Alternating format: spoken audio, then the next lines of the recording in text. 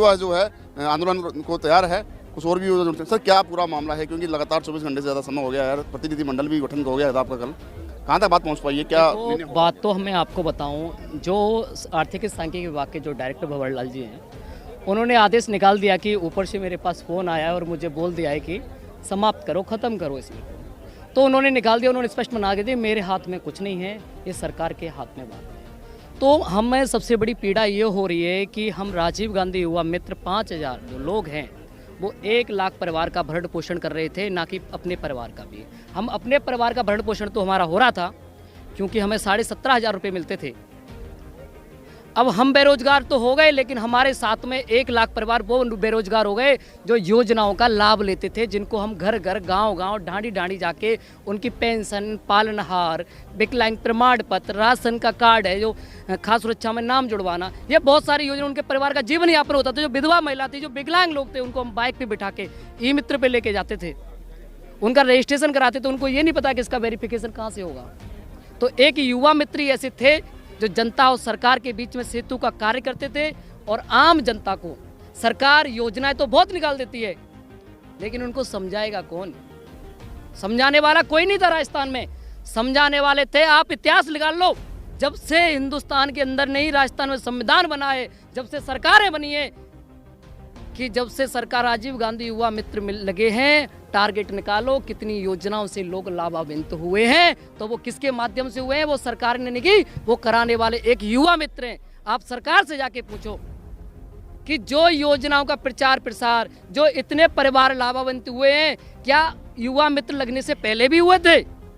अगर पहले हुए हो तो हमें घर बिठा दो, हमें कोई औचित्य नहीं है। क्योंकि हम एक युवा मित्र प्रतिदिन RYM के माध्यम से अटेंडेंस लगाता था, ऑनलाइन रजिस्ट्रेशन करता था। 30 परिवारों से टारगेट के अनुसार घर घर जाके एंट्री करता, किसको राशन मिल रहा है, कितने परिवार में सदस्य हैं, विकलांग प्रमाण पत्र है या नहीं है, विधवा की पेंशन बंदी है या नहीं बंदी है। ऐसे ऐसे परिवार मिले हैं हमें कि जो ई मित्र पे रजिस्ट्रेशन तो कराते थे, और विधवा महिला कहती थी मेरी तो पेंशन खाते में नहीं आई। क्या कब से नहीं आई? कि 2 साल से नहीं आई है मेरी, तो बंधवा तो आई। मैंने कहा है आपका सर्टिफिकेट? बेचारी वो बक्सा में से निकाल के लेके आती, हमें दिखाती, हम उसका स्टेटस चेक करते तो वो बंदी नहीं थी। उसको हम ई मित्र पे ले जाके, आज वो परिवार खुशहाल हैं।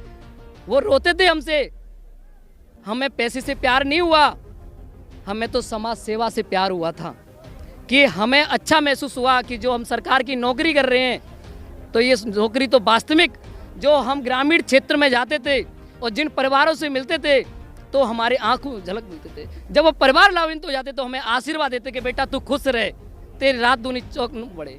आज वो परिवार हमसे पूछते हैं कि भैया परसों ही फोन आया था कि मेरी पेंशन नहीं आई, मेरे उसका पेंशन का क्या हुआ, विकलांग सर्टिफिकेट का क्या हुआ। प्रधानमंत्री जी की उज्ज्वला योजना के आ रहे हैं फ़ोन हम पे कि भैया उज्ज्वला योजना के रजिस्ट्रेशन हमने सुना है चालू हो गए हैं। मैंने कि हाँ हो गए हैं। अटल पेंशन है, प्रधानमंत्री जीवन ज्योति बीमा योजना है, सड़क सुरक्षा बीमा योजना है, केंद्र सरकार की हम योजना का प्रचार प्रसार कर रहे थे। क्या हम केंद्र सरकार की जो योजना का कर रहे, क्या हम बीजेपी वाले हो गए? नहीं हुए ना। राजस्थान सरकार की योजना का हम प्रचार प्रसार कर रहे हैं, क्या हम कांग्रेस के हो गए?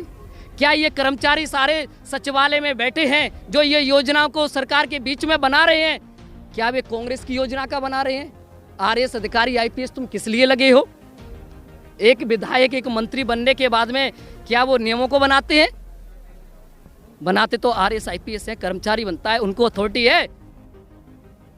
तो ये तो खुद विभाग को सोचना चाहिए कि ये जो 5000 युवा मित्र नहीं, ये 50 लाख युवा मित्र हैं जो राजस्थान की जनता का जो जीवन स्तर में सुधार कर रहे हैं, उनके परिवार का भरण पोषण कर रहे हैं। हम अपने का कर रहे तो कर रहे हैं, लेकिन ये जनता है। आप टारगेट देखो, सरकार के पास आंकड़े नहीं है, मेरे पास आंकड़े हैं, मैं आपके फ़ोन में दिखा दूंगा। मेरे व्हाट्सएप पे एक्सेल की सीट में पड़े हैं कि मेरे 1 महीने के अंदर 20 परिवारों के मैंने कितने परिवारों के मैंने विकलांग सर्टिफिकेट बनवाए, कितने परिवारों की पेंशन बनवाई, कितने के मैंने चिरंजीवी योजना में लाभान्वित करवाए। वो महिला, वो परिवार जो एक्सीडेंट के अंदर मर जाते थे, जो चिरंजीवी दुर्घटना बीमा योजना के अंदर हम उनका रजिस्ट्रेशन कराते थे, उनको बताते थे कि आपको 5 लाख भी मिलेगा, 5 लाख मिलेगा। जो सरकार ने उसका आयुष्मान चिरंजीवी नाम कर दिया है, तो हम उन परिवारों की आर्थिक स्थिति, जिसके घर में 3-3 बेटियां थीं, उनको पैसा मिलता था, हमको दिलवाते थे, उनकी बेटियों की शादी होगी, 10 बीसे जमीन थी वो भी नहीं बिकती थी। तो उन परिवारों का जीवन स्तर एकदम बहुत ऊंचा हुआ है। तो हमारा कहना ये है कि सरकार हमारी मांगों को जायज़ को माने। हमारी 3 मांग हैं। पहली मांग ये है कि सरकार हमारी जो बहाली को वापस ले, निरंतर जारी रखे और जो संविदा केडर में लेके जाए। पहली मांग ये है। दूसरी मांग सबसे बड़ी ये है कि जो 5000 हमारे युवा मित्र हैं, इसमें से एक भी को हटाया नहीं जाए, नहीं तो ईंट से ईंट बच जाएगी। ये हमारी मेन मांग है कि एक भी परिवार का व्यक्ति, हमारा कोई भी साथी हट गया, सरकार किसी के साथ कुदारघाट नहीं करे। हमारी 3 मांग है कि हमें पुनः वापस लिया जाए। दूसरी मांग, हमारे युवा मित्र साथियों किसी को हटाया नहीं जाए। और तीसरी हमारी मांग है कि हमारे लिए संविदा केडर बनाया जाए, जिससे हमारे परिवारों का भरण पोषण और जीवन स्तर पीढ़ी दर हम डबल इंजन सरकार का गुणगान करें और उनके एहसान बंद रहे जीवन पर। संविदा पर लेने की बात नहीं आई है, सामने आई है, और ईंट सीट बिताने की बात भी युवाओं ने चेतावनी दे दी है। कुछ और भी हमारे साथ मौजूद हैं। सर, प्रतिनिधिमंडल